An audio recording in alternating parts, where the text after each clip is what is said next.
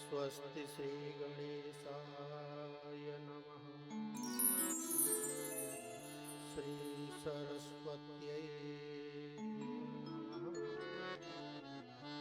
श्री परमात्मने नमः। श्री हनुमते नमः। श्री जानकी वल्लभो विजयते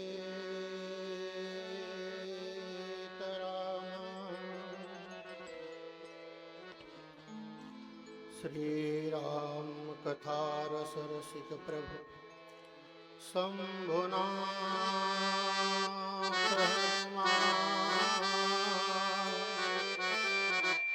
प्रेम सहित आसन धरो सुनहु कथा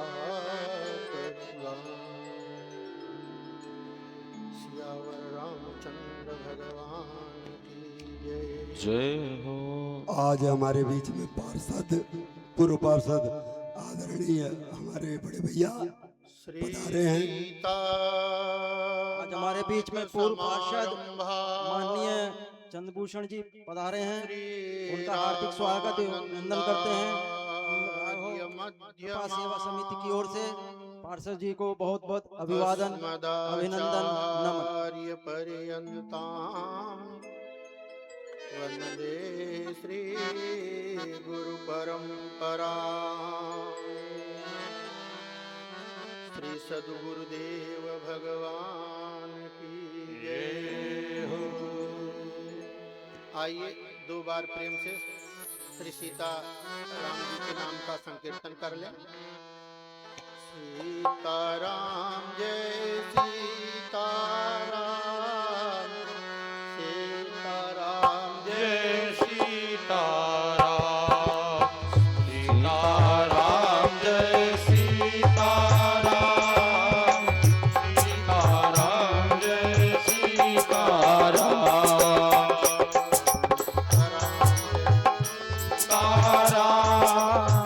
सीताराम जय सीताराम, सीताराम, सीताराम, सीताराम जय सीताराम, सीताराम, सीताराम, सीताराम जय सीताराम।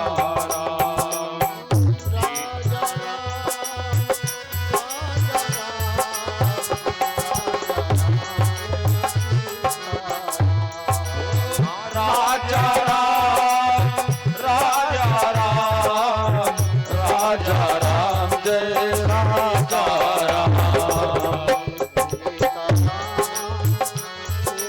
सीताराम, सीताराम जय सीताराम।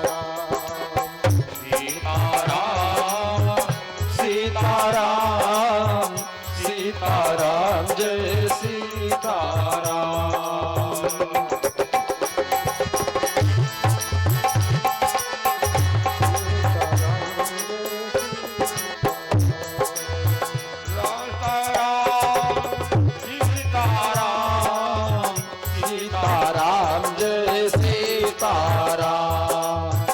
सीताराम, सीताराम, सीताराम जय सीताराम, सीताराम, सीताराम, सीताराम जय सीताराम, सीताराम जय सीताराम, सीताराम जय सीताराम। स्वामी रामो मत्पिता रामचंद्रः, माता रामो मत्पिता रामचंद्रः, स्वामी रामो मत्सखा रामचंद्रः, सर्वस्वं मे रामचंद्रो दयालुः, नान्यं जाने नैव जाने न जाने। बंदों श्री तुलसी के चरण, जिन्ह कीन्हो जग काज, कलि समुद्र बूढ़त लख्यो प्रगट्यो सप्त जहाज। सिया राम मय सब जग जानी करो प्रणाम जोर जुग पानी। राजा रामचंद्र भगवान की जय हो। श्री भवानी शंकर भगवान की जय हो। श्री हनुमंत लाल जी महाराज की जय हो। श्री गोस्वामी तुलसीदास जी महाराज की जय हो। सत्य सनातन धर्म की जय हो। श्री गंगा मैया की जय हो। श्री यमुना महारानी की जय हो। श्री सरस्वती मैया की जय हो। श्री बेड़ी माधव भगवान की जय हो। श्री तीर्थराज प्रयाग की जय हो। बड़े हनुमान जी महाराज की जय हो। श्री भरद्वाज महाराज की जय हो। श्री नर्मदा अम्बा की जय हो। अपने श्री गुरुदेव भगवान की जय हो। संत भगवंत की जय हो। नमः पार्वती पतये हर हर महादेव।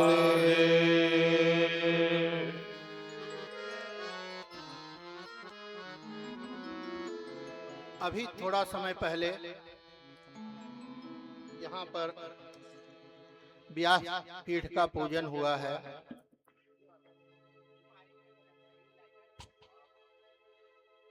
दैनिक यजमान द्वय श्री अविनाश मिश्रा जी और श्री सुभाष चंद्र रावत जी दोनों यजमानों ने बहुरानियों के साथ में जो है भावपूर्वक मंडप की पूजा की है। भगवान जो है उनको उनके पूजा का फल प्रदान करें। व्यासपीठ से जो यही जो साथ ही अभी विक्रम सिंह के पिताजी जो पीसीएस एलाइड हैं, हमारे पास में ही बरसाना सेक्टर में उनका निवास स्थान है। उनके पूजनीय पिताजी श्री दिव्यराज सिंह जो शुरू करते हैं गुरुजी को माल्यार्पण किया, सुरेश चंद्र तिवारी जी ने जो माल्यार्पण किया और उनको सम्मान प्रदान किया। आप मंडप में उपस्थित हैं। प्रभु की छत्र छाया और व्यास जी का आशीर्वाद आपको प्राप्त हो। कैकेयी सुता सुमित्रा दो, कैकेयी सुता सुमित्रा दो, सुंदर सुत मत भयो। सुंदर सुत जन मत भयो। वह सुख संपत्ति समय समाजा, कहि न सकई सारद अहिराजा। वह सुख संपत्ति समय समाजा, कहि न सकई सारद राजा। अवधपुरी को भइये ही भांति, जय हो। प्रभु ही मिलन आसी मायावधपुरी सोहये भांति, प्रभु ही मिलन आई जेनु राती। तो तुझ देखी पतंग बुलाना, एक मास के जात जाना। देखे पतंग भुलाना, एक मास तेरी जात न जाना। मास दिवस कर दिवस भा मरम न जाने कोई,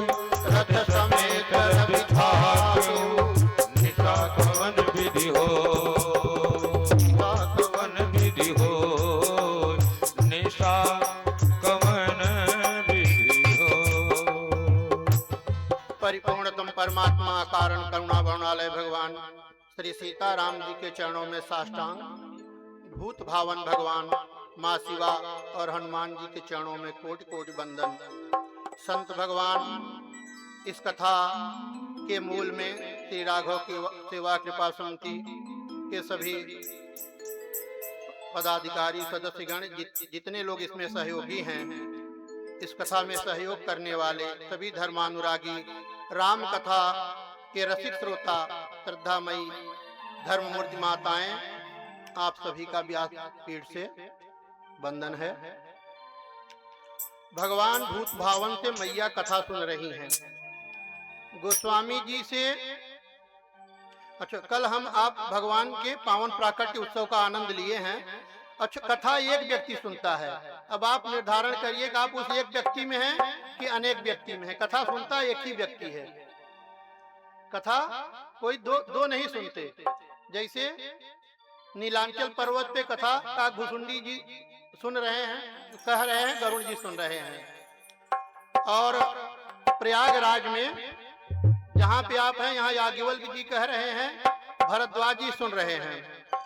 और काशी में गोस्वामी तुलसीदास जी कह रहे हैं, और गंगा मैया या तो संत हृदय लोग सुन रहे हैं। और इस ज्ञान पीठ पर जो है भगवान भूत भावन से मैया जो है कथा सुन रही हैं। तो कथा एक ही जन सुनते हैं। आप अब मैया की श्रेणी में हैं, अपने आप को मैया की श्रेणी में रखिए। आप लोग गरुड़ की श्रेणी में रखिए और कथा का जो भी बन सके रसास्वादन लीजिए।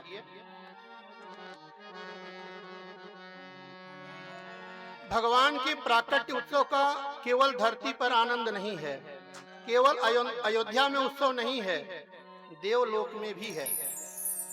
भवन वेद ध्वनि अति मृदुबानी, वेद ध्वनि हो रही है। कैसे? जैसे प्रातः काल में पक्षी कलरव करते न चहचहाते हैं, उसी तरह से पूरे अयोध्या का वातावरण है। जिधर देखो उधर ही वेद ध्वनि है। अब सूर्य भगवान निकले, उन्होंने देखा कि हमारे कुल में जो है ब्रह्म का अवतरण हुआ है, हमारे कुल में ब्रह्म आए हैं, सूर्यवंश है। तो सोचे कि चलिए हमारे कुल में आए हैं तो हम दर्शन कर लें। और भगवान जब भास्कर दर्शन करने के लिए आए हैं तो 1 महीने तक आकाश में स्थिर रह गए। उनको भगवान यानी हमारे लाला सरकार का दर्शन नहीं हुआ।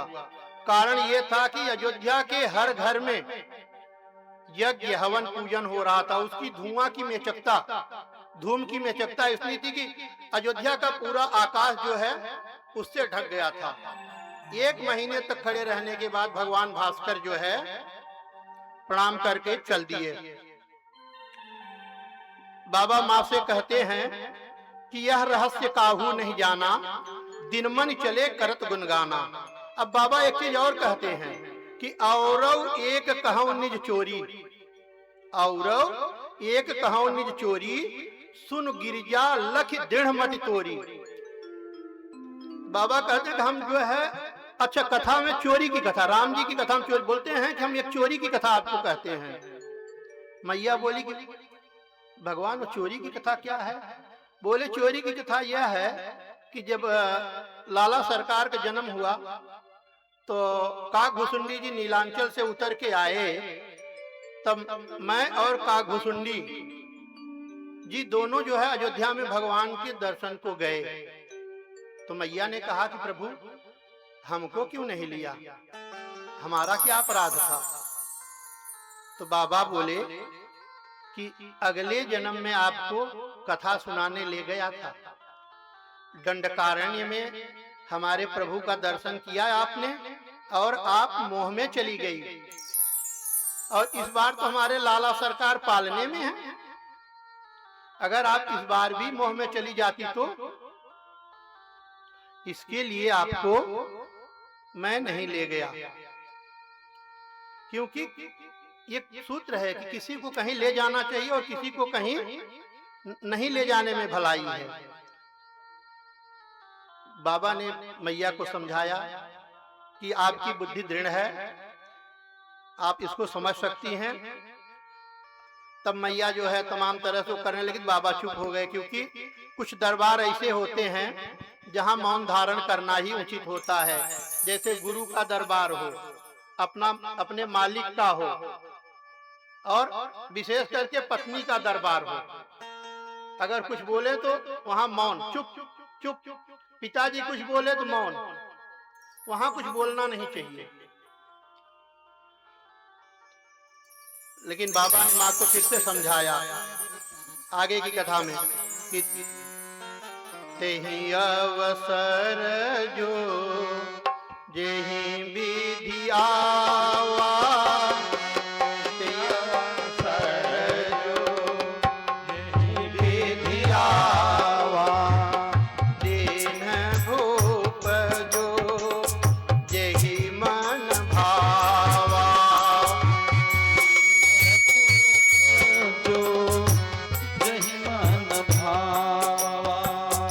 गजरथ तुरग हेम गोहीरा,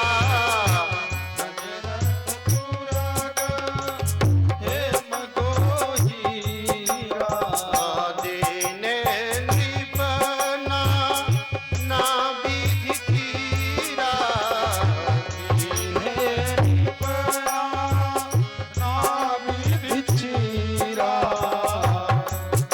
जिसने जो मांगा, आज जो है दशरथ जी ने अपना खजाना खोल दिया, जिसने जो मांगा उसको वो दिया।